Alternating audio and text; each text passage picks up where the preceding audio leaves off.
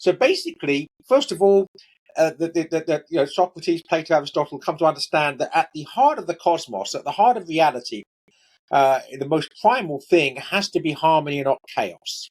Right? Chaos cannot be the beginning of things because you'd have no order that comes from chaos. Something can fall into chaos from harmony, but you're not going to get harmony from chaos. So they understand that there's this unity, this harmony, the cosmos. So there's some sort of inkling that at the heart of everything, there's one God. So there's a monotheistic inkling. But then they start talking about transcendental things. In a nutshell, about literature with Joseph Pearce.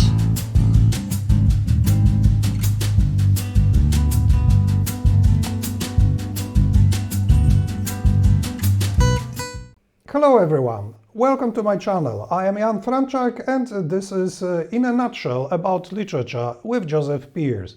A series of short, concise conversations about various topics related to reading literature. So far, 45 episodes have been released. If you haven't watched them yet, or if you prefer a single extended video instead of a series of short few-minute recordings, you can do so now. The first 6 compilation videos are already available. Please check the playlist. And now you can watch the 7th one, exploring the idea that poetry should lead to salvation. We also talk about the Canterbury Tales by Geoffrey Chaucer and the metaphysical poetry conceit. I hope you find the whole series thought-provoking.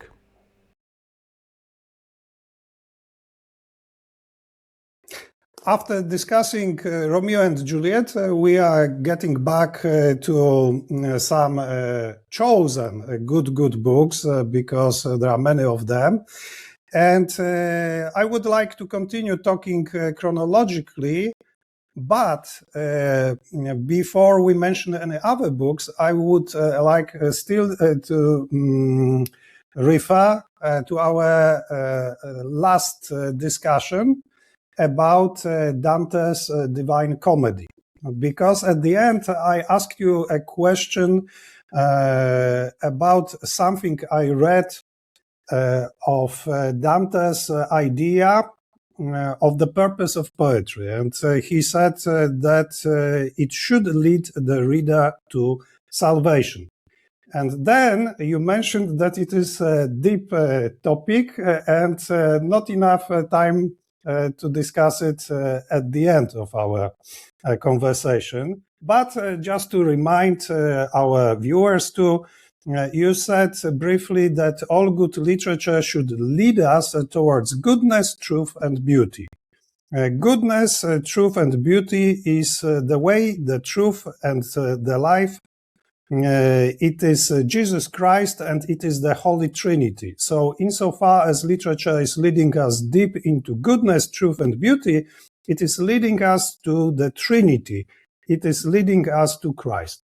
So I would like you to talk about it a little bit more, because this triad, goodness, truth, and beauty, is Platonic, if I'm not mistaken. It is an ancient concept from ancient philosophy, and you link it to the Christian concept of God. So could you expand on this? Yes, indeed. So, that we know that I've actually just finished teaching my students. I'm teaching for Rosary College here in the States, an online class, and we're doing modern literature and culture. We just finished reading Chesterton's novel, The Man Who Was Thursday. And this is apropos this, because basically what Chesterton shows in that novel is that philosophy, the love of wisdom, is a good thing, but it can only lead you so far. At some point, if we're going to get deeper into the mystery of the divine itself, himself, has to reveal itself, himself, to us so that we can understand on a deeper level, because human reasoning can only take us thus far. But with Plato and Aristotle, it took us a great long way. So basically, first of all, Socrates, Plato, Aristotle come to understand that at the heart of the cosmos, at the heart of reality, the most primal thing has to be harmony and not chaos. Right? Chaos cannot be the beginning of things because you'd have no order that comes from chaos. Something can fall into chaos from harmony, but you're not going to get harmony from chaos. So they understand that there's this unity, this harmony, the cosmos. So there's some sort of inkling that at the heart of everything, there's one God. So there's a monotheistic inkling. But then they start talking about transcendental things within this harmonious whole. And they come up, the idea of the good, the true, and the beautiful. But that's not something which can be dissected or pulled apart, because goodness, truth, and beauty are one. The good is always true and beautiful. The true is always good and beautiful, and the beautiful is always true and good. So although we seem to think about them and they seem to manifest themselves as things that are somehow distinct, they are actually ultimately part of this union that cannot be separated or pulled apart. So we see that Plato and Aristotle are coming to an understanding of a unity at the heart of the cosmos, so a monotheistic understanding, but also a transcendental understanding of these three things. They would not have used the word Trinity, of course, but these three things that somehow one. Right, and so what we find is that philosophy, human reasoning, when done as well and as brilliantly as it is by Plato and Aristotle, takes us to the very threshold of an understanding of a triune God. But that's as far as we could possibly get. We're going to understand God beyond that threshold. God himself has to meet us and show us himself, which is what happens in the incarnation. And then we get through the gospel a deeper understanding, which means we can then go deeper into philosophy through the application of theology. So, in other words, putting it simply, if we talk about goodness, truth, and beauty, it means that if something is true, at the same time, it must be beautiful and good. And if something is good, it must be beautiful and true. But then there is one question, because I think that there might be some misunderstanding. It is like with a girl that maybe is beautiful, but she is not necessarily good. So how does it work? Well, that's very good. And you can look at the other way around, actually, as well. You can look at something which is ugly, which is actually good. So the obvious example of that would be the crucifixion. And obviously, on a physical level, the crucifixion is a very ugly thing. And it is a very ugly thing because it's our sinfulness crucifying the perfect innocent one. But the point is, the perfect innocent one takes that ugliness and turns it into something absolutely beautiful, which through his resurrection leads to our redemption.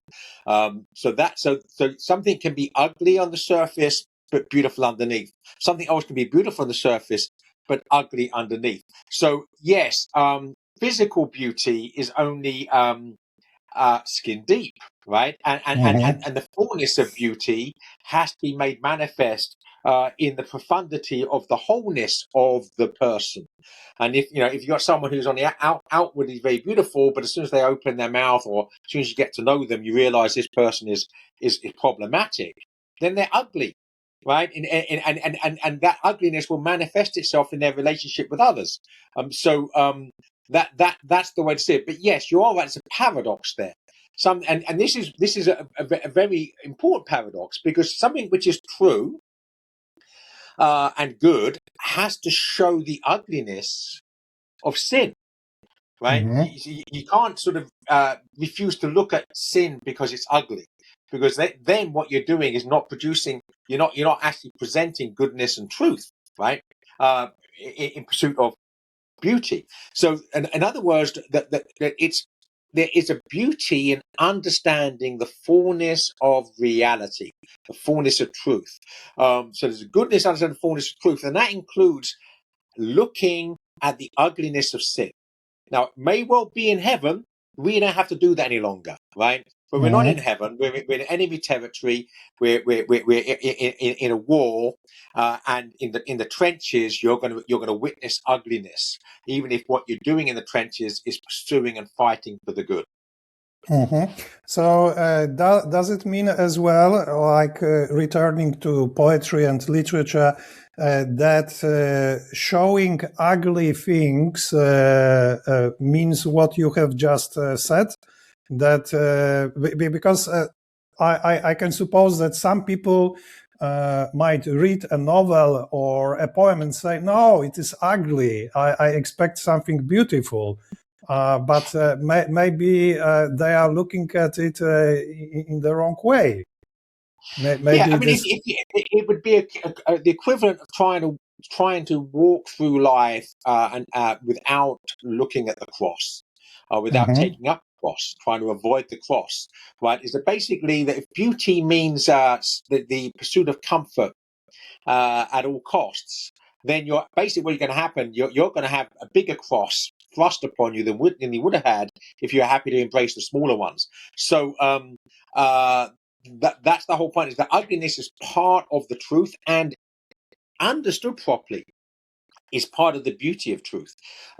Now, the danger is, which is why I talked about good books and good bad books and bad good books, is that someone can have 5 talents given to them by God, right? They are brilliant as a writer or an artist.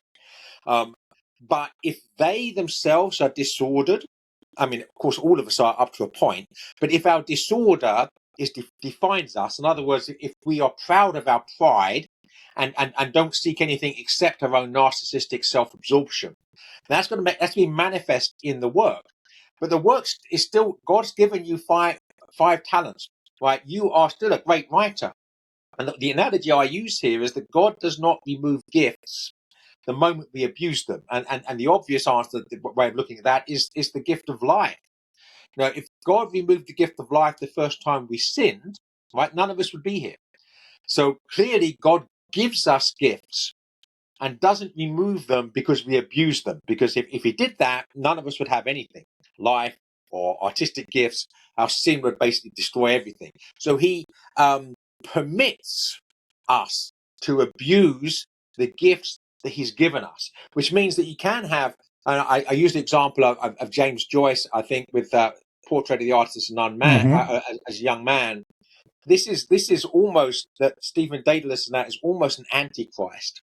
That is basically, it's about the triumph of pride over religion, of the artist over any attempts to impose morality upon him. So, but it's beautifully written. He's a good storyteller. So, as a work of literary art, it is good.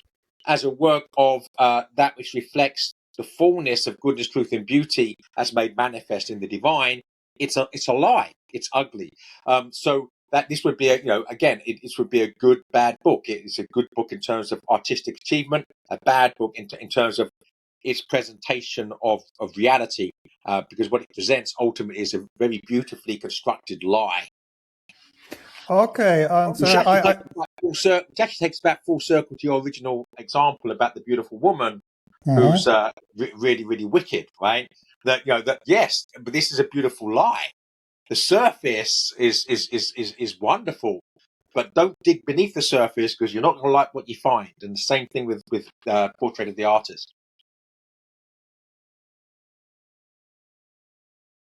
I'm curious about one thing, because recently I have asked this question one young writer, and I wonder what your opinion is.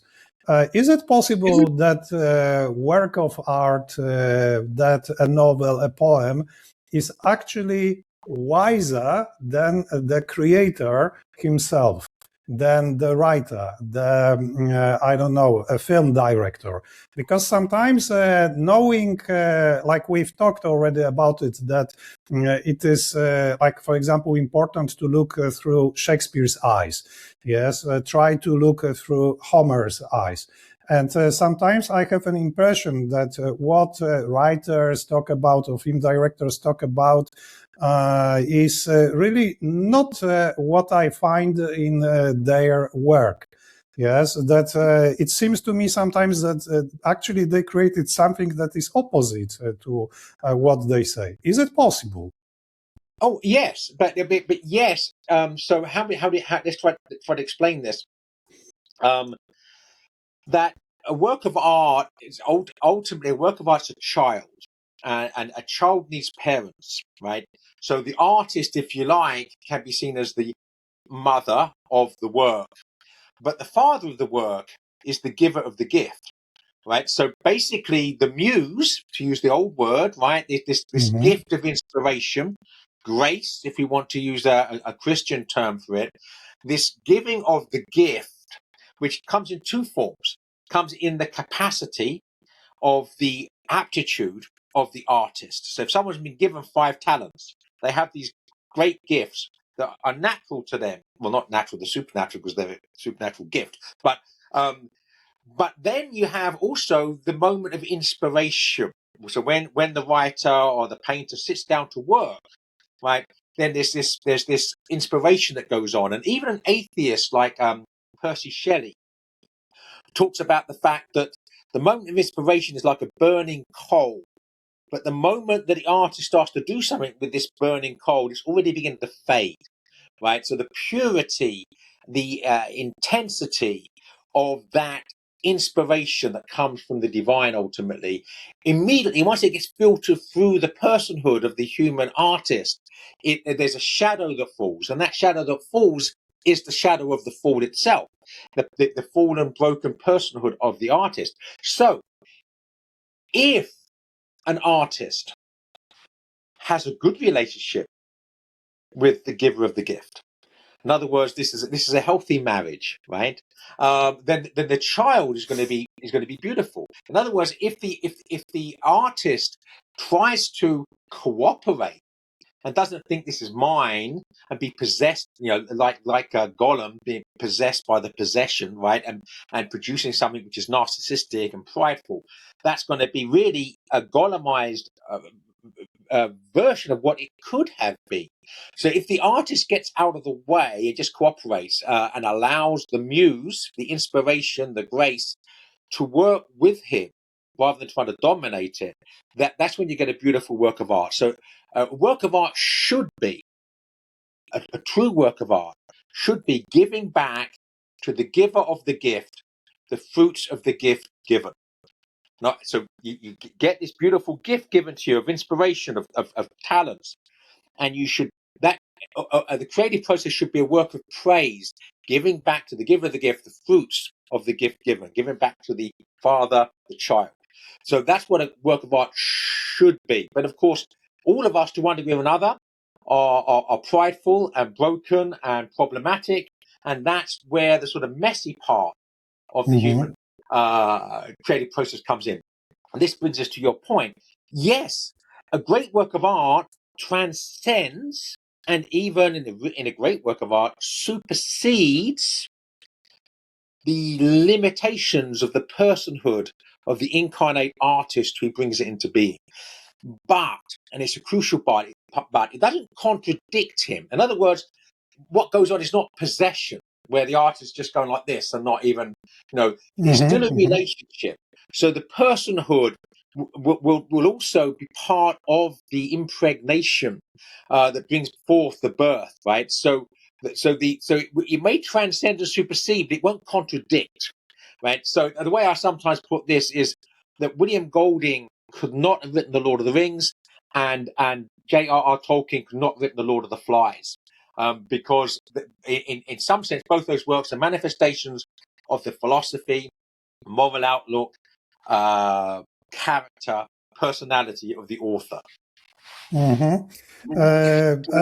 Actually, I have thought right now about using this parallel of a mother, that a mother should take care of herself to have a healthy baby. Yes, so for example, not to smoke, not to drink alcohol, and so on and so on. So I think in a way it applies to writers, to creators of art. Yeah. Yes, indeed, completely. That's the whole point. If the artist is living virtuously and at least trying to be a saint, obviously trying to be a saint is not the same thing as being one. But if you don't try, you're not going to be one. You know that if the artist is trying to live virtuously, that will manifest itself in the work. If he's not, that will also manifest itself in the work.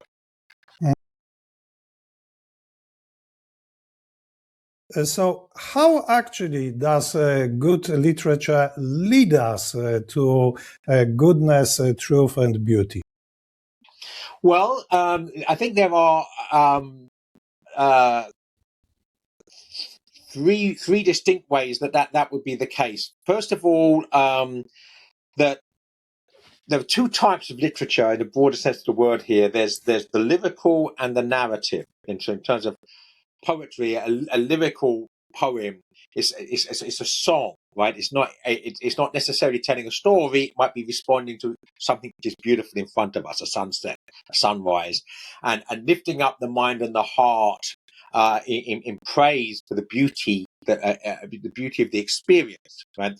This is anthropos. Right? This is man who turns up in wonder, who gazes. This is lyrical poetry. So we can be brought to God just through praising the beauty of the cosmos, or we can also be brought to God by the experience of a great poem doing that, right? So subcreation or creation can lead us in the gazing upwards towards the divine, anthropos, edification.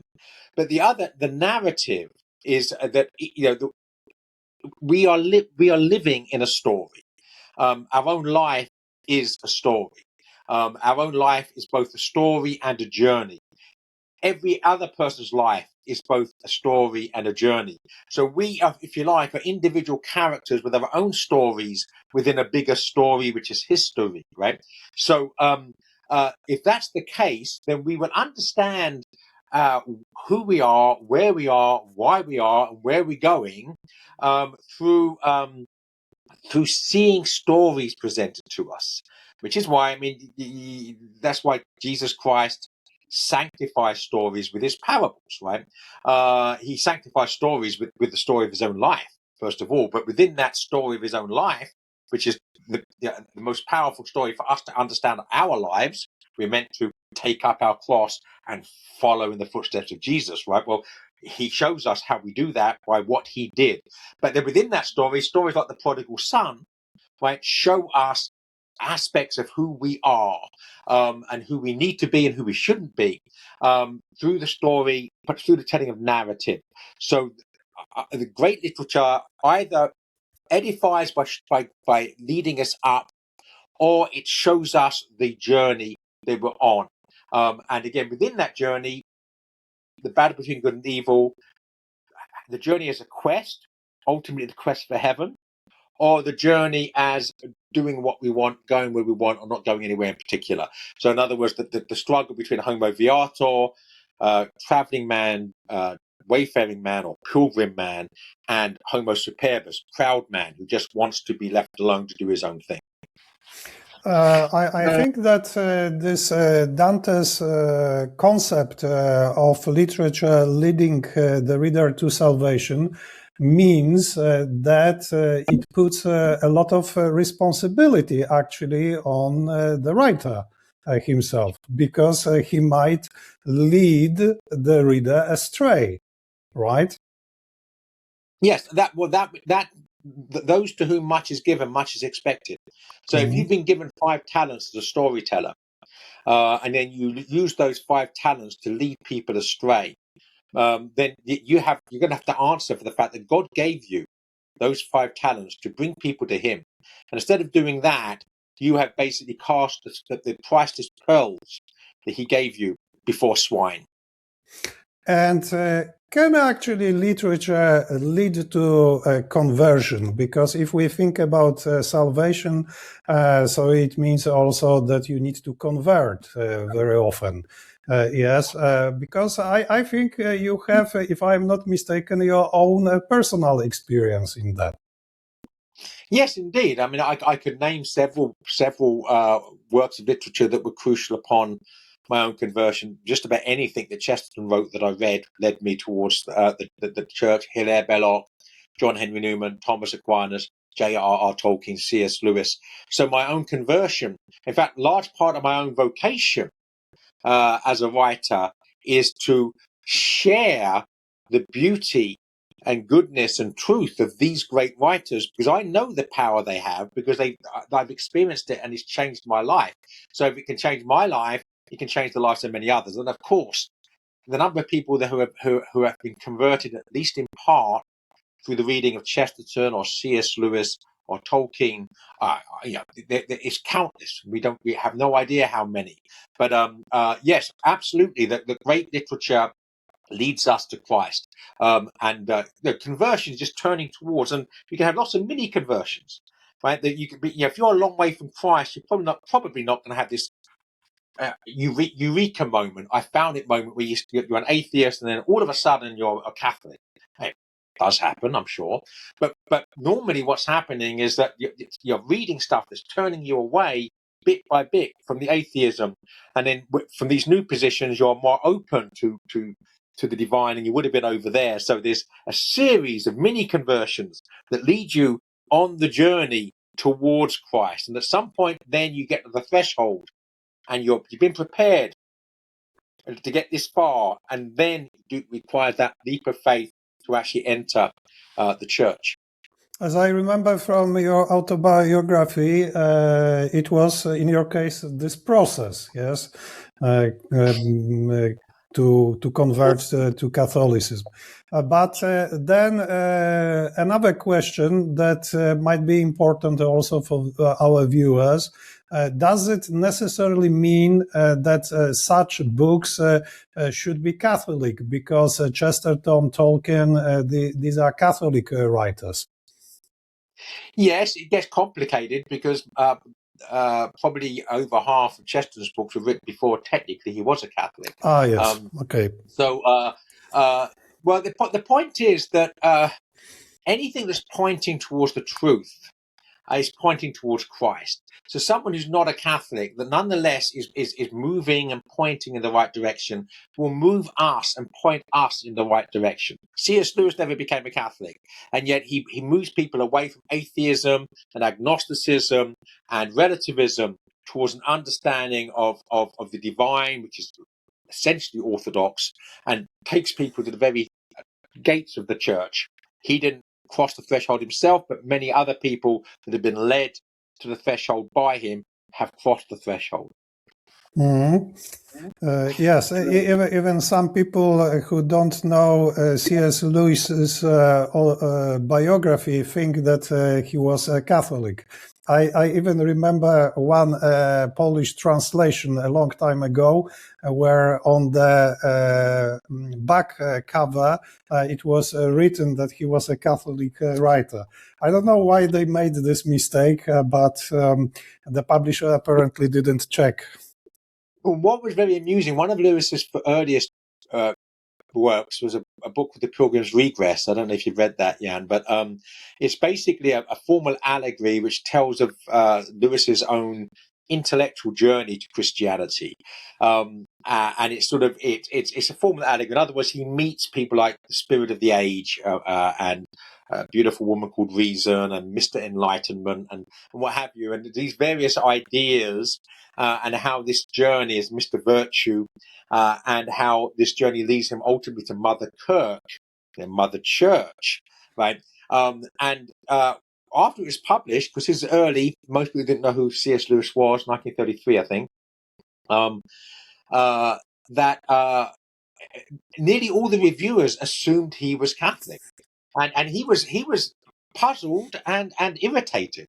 But if you actually read that book, not knowing it's by C.S. Lewis and just read it by, an anonymous author, you are going to, this person's clearly become a Catholic. And by the way, this book refers to another Christian or Protestant classic book, Pilgrim's Progress. Yes. Yeah. That's the idea that he took John Bunyan's Pilgrim's Progress, and yes, they're John Bunyan's. everyman figures called Christian. In C.S. Lewis, it's John. Let's say John's the most common name, but John is both an everyman figure, but specifically it's a C.S. Lewis figure. This is an autobiographical work in the guise of fictional allegory. Mm-hmm. And by the way, when I think about Chesterton, for me it is a little bit funny because Hilaire Belloc was Catholic, cradle Catholic, as we say in English, yes. But they friend, Chesterton and Belloc's Maurice Baring, he converted before Chesterton, and if I remember correctly, you suggested that probably influenced by Chesterton. Yes. It was certainly influenced by Chesterton. Monsignor Ronald Knox obviously became a great writer, a Catholic priest, and he translated the Bible. He said long before Chesterton became a Catholic, he made a Catholic of me. So yes, there were many people that were led to the church by Chesterton and got there before he did, which is ironic and funny. Yes, it is fun, especially that Chesterton's wife, if I remember correctly, was not very happy that he finally converted to Catholicism. Well, that was the main reason he took so long, actually. He didn't want to take this step without her. They had a very good marriage, and he had a very good Christian understanding of marriage, of being one flesh. Well, obviously becoming a Catholic is if by himself, there's going to be this rupture between husband and wife. So he didn't want that. But in the end, his conscience he could not delay any longer. He was realizing that this was now sinful because he knew he had to become a Catholic and he was just not doing it. And so he took the step by himself. And Francis was weeping at the reception church. We hope tears of joy as well as tears of sorrow. But a couple of years later, she comes into the church as well, and then they happily go to church together as Catholics thereafter. Which reminds me of another conversion story, an important American contemporary writer, Scott Hahn. Because his story was a little bit similar. He, after digging deeper and deeper, he finally decided that he needed to convert to Catholicism, but his wife was not happy about it. And they agreed, I don't remember right now how long he should wait, I don't know, let's say 5 years or something. But at a certain moment, he said that no, he couldn't wait longer. Yes, and his wife was, I suppose, devastated. But finally, she converted to Catholicism too. And which means, by the way, that you also need some courage, I think, in this case, yes, to do it. Yes, and you also need, possibly in the situation here, a truly loving spouse, right? Mm-hmm. That doesn't understand why you're doing this. It's putting a barrier between the two of you, but nonetheless is not going to allow that to destroy the marriage. And somehow it's going to be prayerfully hope that everything's being done according to God's will. And then those sorts of prayers are answered in the best way possible, with the spouse also taking the same step, albeit perhaps somewhat later. Yes, and in case of Scott Hahn's wife, some of her friends told her that in this case she could actually consider divorce, right? And she couldn't approve that. Fortunately, everything ended well. What about Chaucer? Because somebody can say, oh, well, it is some people on a pilgrimage to Canterbury and telling stories, and it is something like Boccaccio's Decameron, and probably written in this Old English, or actually it is technically Middle English, yes, if I remember. We have Old English, Middle English, and Modern English. And so it is difficult to read. And what would be the reason to read Chaucer? And the book was not finished, in addition to that. No, it's not a finished work, but because of its form, in other words, because essentially it's different people telling stories, that the individual tales, the individual stories stand up by themselves. So you can read the Nun's Priest Tale as a standalone story, even though the whole, which is absurdly ambitious, how he ever thought he would be able to finish it anyway, the idea that he had. But the individual stories are wonderful, and the key thing about it is that it's a meditation on the 7 deadly sins. So the different stories look different sins. The parson, who's a saint, and most of them are miserable sinners. But you have within that. So in the general prologue at the beginning, we're introduced to all the characters, and so most of them we know are really they're not good people, and their tales in some way are going to reflect that. Right? These are miserable sinners talking about miserable sin. But even then, there are lessons to be learned.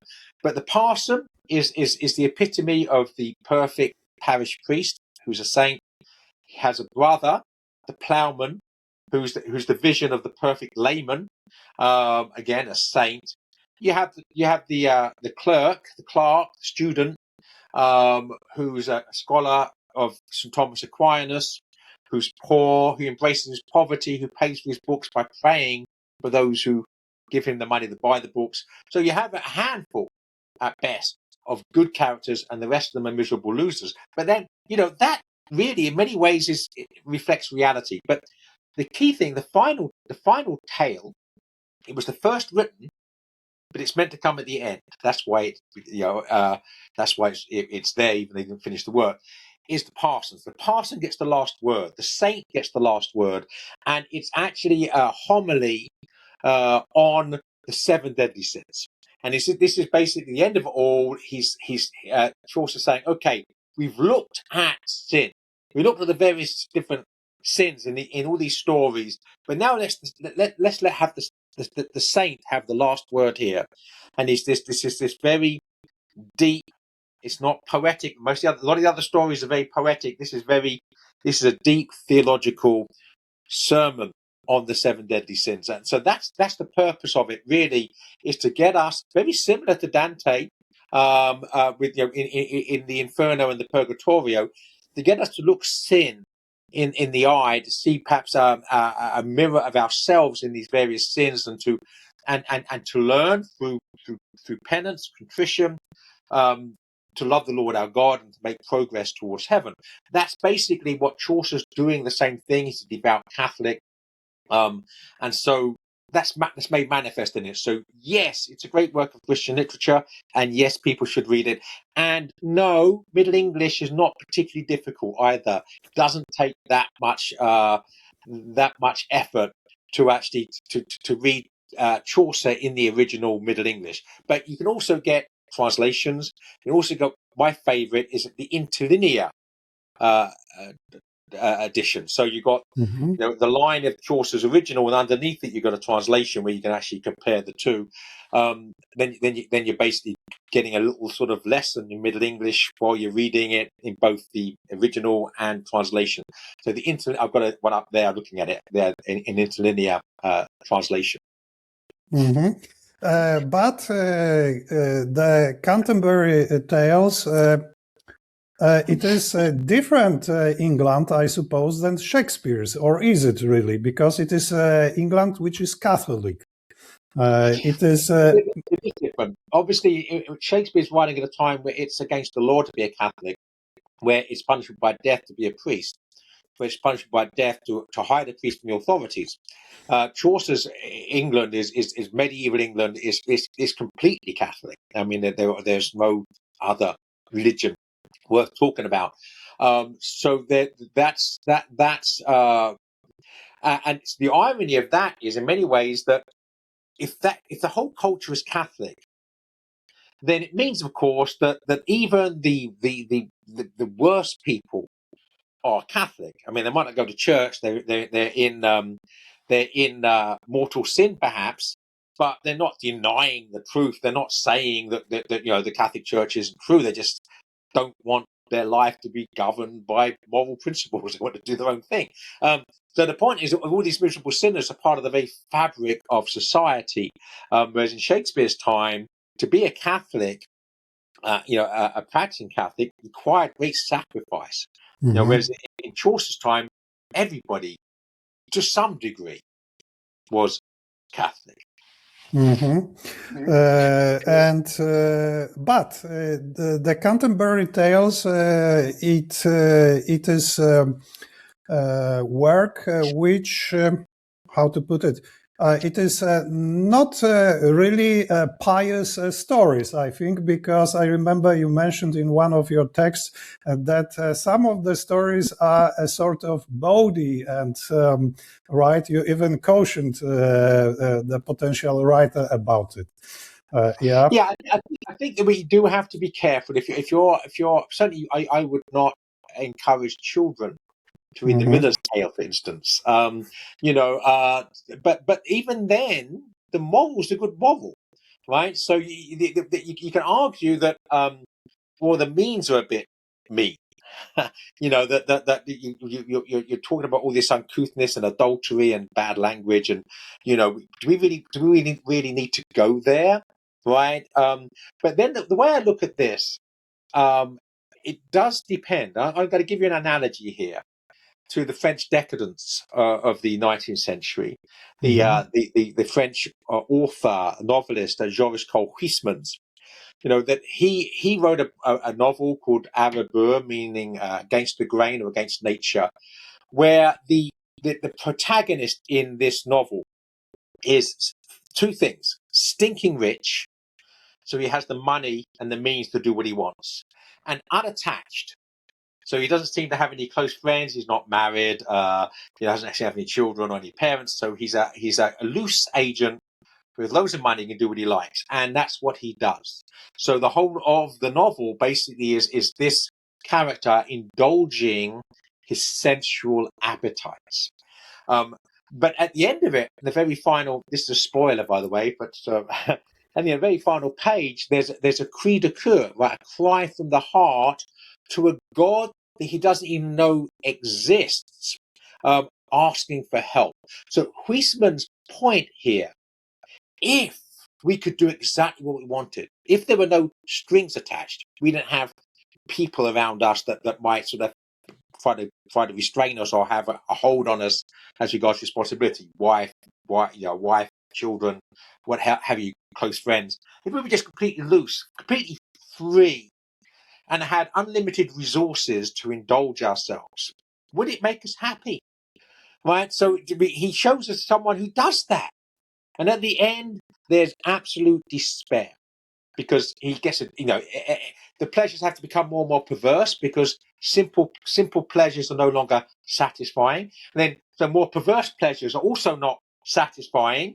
So it gets worse and worse. And in the end, he's absolutely miserable. So I think that's what Chaucer's doing, right? He's saying, look, this is what happens.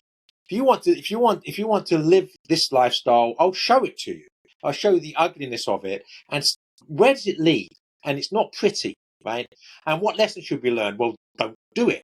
So, but the key thing is, would I encourage an innocent 16-year-old to read À rebours by Huysmans? No, because there'll be horrible sins he or she not even thought about that they're now being introduced to. So you could say the same thing. What should the innocent 16-year-old be given the Miller's Tale to read? No. But the fact that that literature needs to manifest itself wherever, right, goodness, truth, beauty, sin, ugliness is, and to show it. But the point is that where we go. I mean, for me, it was reading that book because I've been a miserable sinner, right? Reading well, Canterbury Tales, but I read that later. But reading Huysmans on my journey to, I actually read Arabur, I think, in prison. Now, you know, it had a very profoundly edifying impact on me. Mhm. Now, this is where sin ultimately ends up. It's sordid, it's disgusting, it stinks. At the end of it, you stink. But you want to be clean, right? You don't want to stink. But if someone doesn't stink and has never been introduced to those smells, don't take them there. Mhm. When you are talking about it, I'm inclined to think if only the modern world paid heed to old stories, like Chaucer's or the writer you mentioned.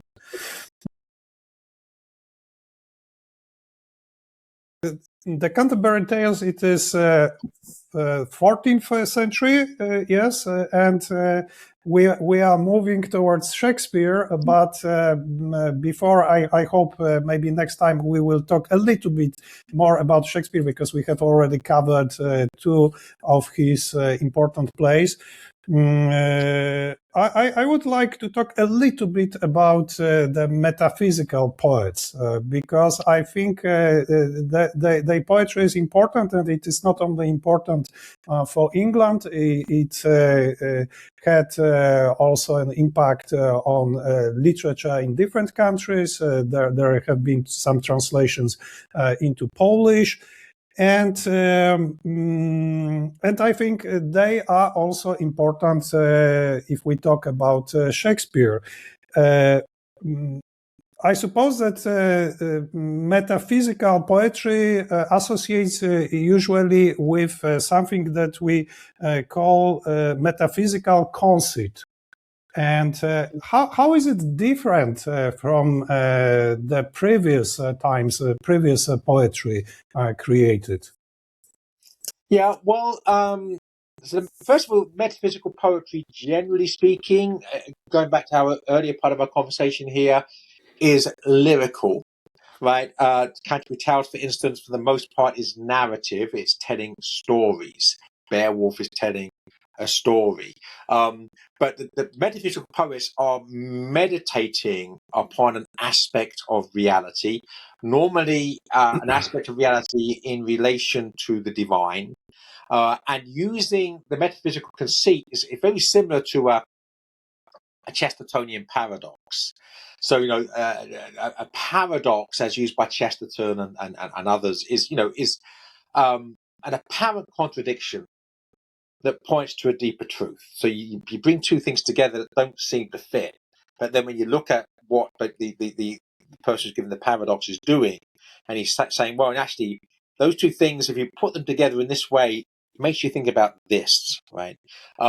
So metaphysical poetry is very similar. The conceit is bringing images together that don't necessarily, they might grate upon us, something which is hard with something which is delicate, and you bring them together and it doesn't seem to make sense. But then when you take it within the context of the poem as a whole, it leads you to a deeper understanding. So that's what the metaphysical conceit is. And the idea is, of course, to engage with the spiritual, with the metaphysical. The only way we can do it is through the physical, through the senses, through the things that we can experience with our senses. But somehow or other, we have to be shocked beyond our physical senses into contemplating and meditating spiritual realities, metaphysical realities. So you bring these two physical things together and make them clash in a way that takes us beyond the physical to the metaphysical. That's the idea. It'd be easier if we could pick up some poems and give examples than that. But I'm not very good at quoting poetry from the top of my head. So, but I remember one that I discovered thanks to translating The Life of Christ by Fulton Sheen. Because he frequently referred especially to poetry, not so much to novels, but more to poetry. And actually, I discovered it after translating this book. He liked to use these different paradoxes or this conceit that metaphysical poets used. So I remember especially one when he said about Jesus Christ that he was like a bird which built a nest and then was born in the nest. And it was about Jesus Christ as the creator of the world and born in this world. Yeah, so I think it shows more or less what type of poetry it was. And I discovered that it was one of the poets, sorry to interrupt, one of the metaphysical poets. This concept was taken. I don't know that conceit. I don't know that paradox. So I don't know which poet it was.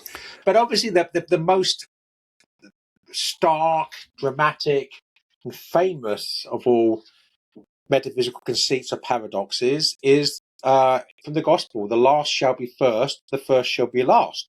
Right? Well, that on a literal level is absolute nonsense, right? Mm-hmm. By definition, right? Of course, the first isn't last, and of course, the last isn't first, because that's the whole point, right? That which is first is not last. That which is last is not first.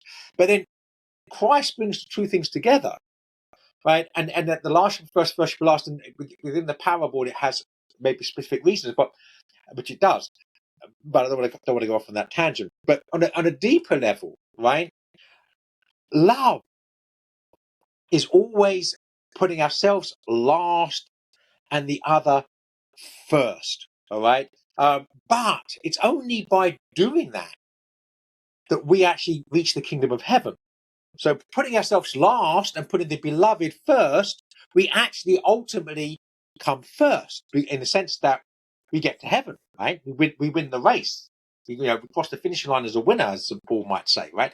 So this is a perfect example of Christ himself showing us the metaphysical poet's conceit or the Chestertonian paradox. Yes.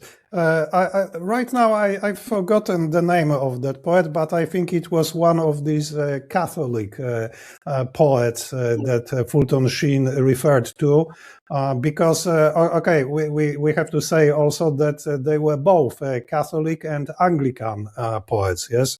Metaphysical poetry. Yeah, the major metaphysical poets were either Catholic or Anglican in the English metaphysical poets.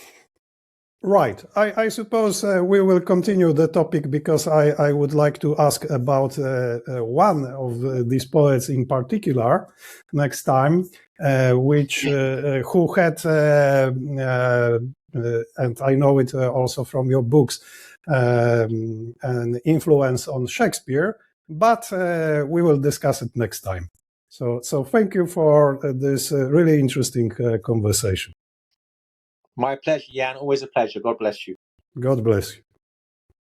Thank you for watching. Please remember, you can support the development of this channel in several ways. Subscribe to the channel if you haven't done it yet. Like this video and leave a comment. Share the video by copying the link and posting it on other social media. And finally, support us financially by buying me a virtual cup of coffee or making a donation. Please check the options below the video, where you'll find links to our support services, Buy Coffee Too and Zrzutka.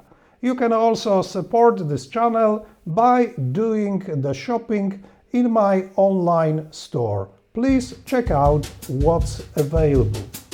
Thank you once again, and see you in the next episodes of In a Nutshell About Literature with Joseph Pearce. God bless you.